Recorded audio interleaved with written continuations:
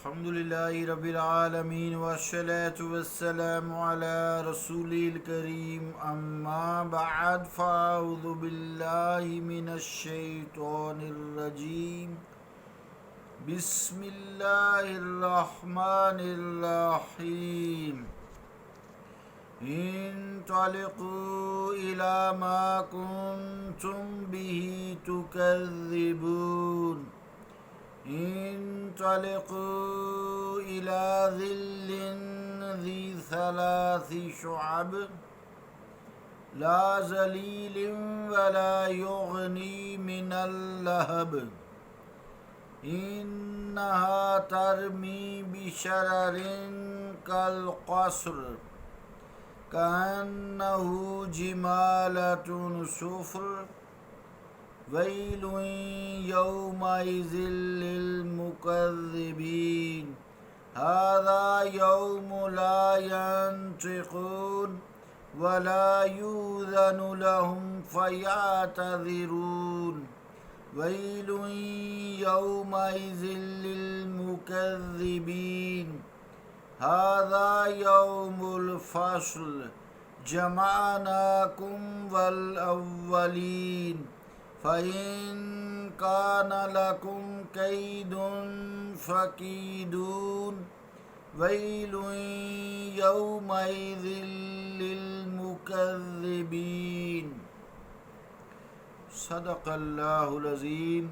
واجب الاحترام سامعین السلام علیکم ورحمۃ اللہ وبرکاتہ۔ سورہ المرسلات کی 29 سے لے کے 40 نمبر آیات تک تلاوت کرنے کی سعادت حاصل ہوئی ہے۔ ان آیات کا ترجمہ یوں ہے: انہیں حکم ملے گا چلو اس آگ کی طرف جس کو تم جھٹلایا کرتے تھے، چلو اس سایہ کی طرف جو 3 شاخوں والا ہے، نہ وہ سایہ دار ہے اور نہ وہ بچاتا ہے آگ کی لپیٹ سے۔ وہ جہنم پھینک رہی ہوگی بڑے بڑے انگارے جیسے محل، گویا وہ زرد رنگ کے اونٹ ہیں۔ تباہی ہوگی اس دن جھٹلانے والوں کے لیے۔ یہ وہ دن ہوگا جس میں نہ وہ بول سکیں گے اور نہ انہیں اجازت ملے گی کہ وہ کچھ عذر پیش کر سکیں۔ تباہی ہوگی اس روز جھٹلانے والوں کے لیے۔ اے کافرو، یہ فیصلے کا دن ہے جس میں ہم نے تمہیں اور اگلوں کو جمع کر دیا ہے، بس اگر تمہارے پاس کوئی چال ہے تو میرے خلاف کرو استعمال۔ تباہی ہوگی اس روز جھٹلانے والوں کے لیے۔ اللہ کا قول سچا ہے جو بڑی ہی عظمت والا ہے۔ عزیزان گرامی قدر، پیچھے قیامت برپا ہونے کے دلائل پیش کیے گئے۔ اگر کوئی صاحب عقل والا ہو، عقل سلیم والا ہو، تو اس کے انکار کی گنجائش نہیں رہتی۔ اس وقت منکرین قیامت کو حکم ملے گا چلو تشریف لے چلو اس جہنم کی جس کا تم کل انکار کرتے تھے، چلو اس سائے کی طرف جس کی 3 شاخیں بلند ہو رہی ہیں۔ ساتھ ہی بتا دیا کہ یہ سایہ ٹھنڈا سایہ نہیں ہوگا جس کے نیچے آگ کی تپش سے نجات مل سکتی ہے۔ بظاہر یہ سایہ معلوم ہوگا، حقیقت میں یہ دوزخ سے اٹھتا ہوا دھواں ہوگا۔ اگر کوئی بھاگ کر اس کے نیچے پناہ لینا چاہے تو اسے پتہ چل جائے گا کہ اس کی چھاؤں نہیں ہے، اس کے نیچے کھڑے ہونے سے کوئی ٹھنڈک محسوس نہیں ہوتی۔ تنور سے اٹھتے ہوئے دھوئیں کو جب آپ دیکھتے ہیں تو پہلے وہ ایک بگولے کی طرح اٹھتا ہے، جہاں تندور میں لکڑیاں جلائی جاتی ہیں نا، لکڑیاں وہ ایک دم آگ لگاتے ہیں، دھواں اٹھتا ہے۔ پھر وہ جب فضا میں بلند ہوتا ہے تو اس کی کئی شاخیں الگ الگ بننے لگتی ہیں۔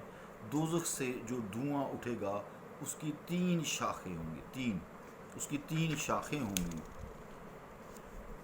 جو آیت ہے، آیت نمبر 33 اور 32، اس میں جہنم کی آگ ہے، یہ جسے کہتے ہیں آتش جہنم، کی ہولناکی کا تذکرہ ہو رہا ہے کہ اس کی آگ سے جو شرارے اٹھیں گے. یہ ہوتا ہے شرارہ، ایسے ایسے شرارہ جو تھوڑی دور جل کے بجھ جائے. تنکی ہوتے ہیں نا، تنکی سرکنڈے وغیرہ، ان کو آپ جلائیں نا رات کو اندھیرے میں تو کچھ ایک دم اوپر پٹاخے بھی تھوڑے تھوڑے بجتے ہیں، ایک دم اٹھ جاتے ہیں ایسے، پھر فوری بجھ جاتے ہیں ایسے. یا شاب ثاقب گاؤں والے لوگ یہ بہتر جانتے ہیں. تو یہ آگ کے جو شرارے اٹھیں گے وہ اتنے بڑے بڑے ہوں گے جیسے کوئی شاہی محل ہو. حجم بڑا ہوگا ان کا، ان شراروں کا. پھر چنگاریاں ہوں گی اور ان کی جو رنگت ہوگی وہ زرد ہوگی. دیکھنے سے ایسے پتہ چلے گا کہ جیسے یہ زرد رنگ کے اونٹوں کی قطار جنگل میں پھیلی ہوئی ہے. پہلے ان کے حجم کا ذکر کیا، پھر اب ان کی ڈرونی رنگت کی کیفیت بیان کی. بعض نے صفر کا معنی جو ہے وہ سیاہ رنگ بھی کیے، جمالات صفر، زرد رنگ کے اونٹ ہوتے ہیں. کچھ نے سیاہ رنگ بھی کہا ہے کہ صفر کا مطلب جو ہے سیاہ رنگ ہوتا ہے.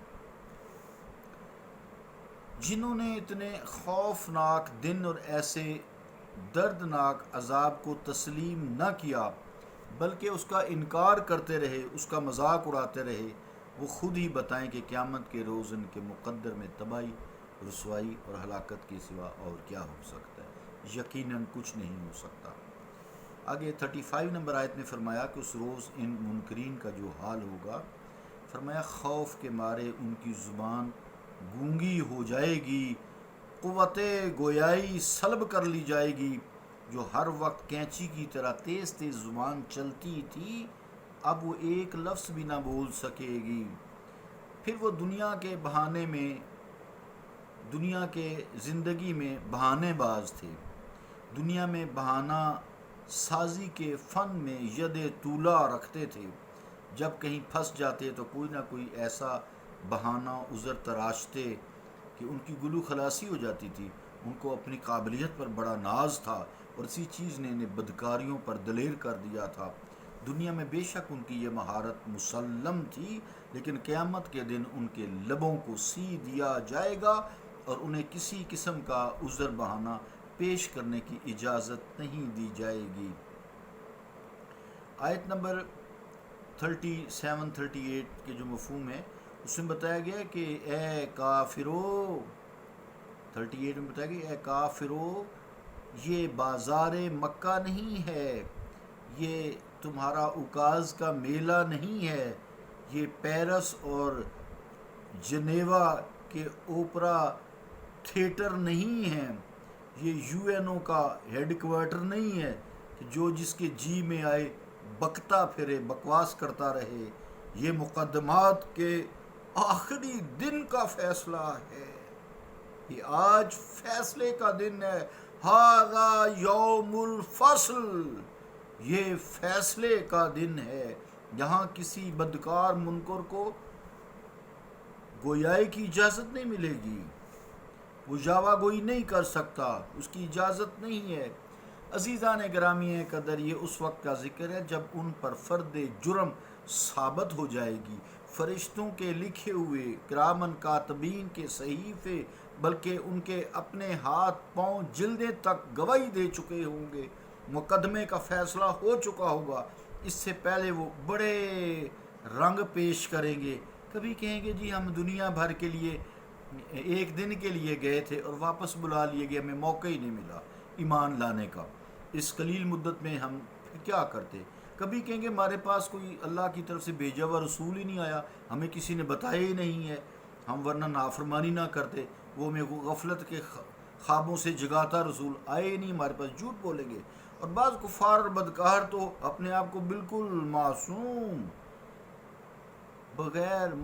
بغیر خطا کے تصور کریں گے، پیش کریں گے کہ ہم نے زندگی بھر میں جی کوئی نافرمانی ہی نہیں کی، حکم عدولی تو ہم نے کی ہی نہیں، ہماری تو ایسی خصلت میں نہیں ہے. غرضے کہ جتنے منہ اتنی باتیں کافر کریں گے، لیکن جب دلائل سے ان کا مجرم ہونا ثابت ہو جائے گا اس وقت ان کے بولنے کی قوت کو سلب کر لیا جائے گا، وہ بول نہیں سکیں گے. آیت نمبر 39 میں فرمایا کہ تمہیں اپنی چالاکی اور عیاری پر بڑا گھمنڈ تھا. دنیا میں تم اپنے دشمنوں کے خلاف بڑی خطرناک چالیں چلتے تھے۔ اے بڑے بڑے عیارو مکارو چال بازو، اگر تمہاری پٹاری میں کوئی اور مکر چال ہے اسے باہر نکال لو اور اسے ہمارے خلاف استعمال کرو، ہم بھی دیکھیں تمہیں اس فن میں کتنا کمال حاصل ہے۔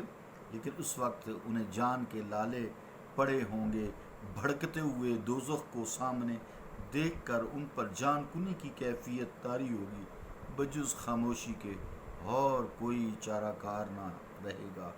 اللہ رب العالمین ہمیں اس دن کے خوف، ہراس، گھبراہٹ سے بچا لے، اور ہمارا خاتمہ جب کرے ہمارے سینوں میں ہو لا الہ الا اللہ محمد الرسول اللہ، اور اللہ تعالی ہمیں حضور کریم صلی اللہ علیہ وآلہ وسلم کی ہم گناہگار امتیوں کو شفاعت نصیب فرمائے۔ صلی اللہ تعالی علی رسول خیر خلقہ محمد وعلی آلہ واصحابہ اجمعین برحمتک یا ارحم الراحمین۔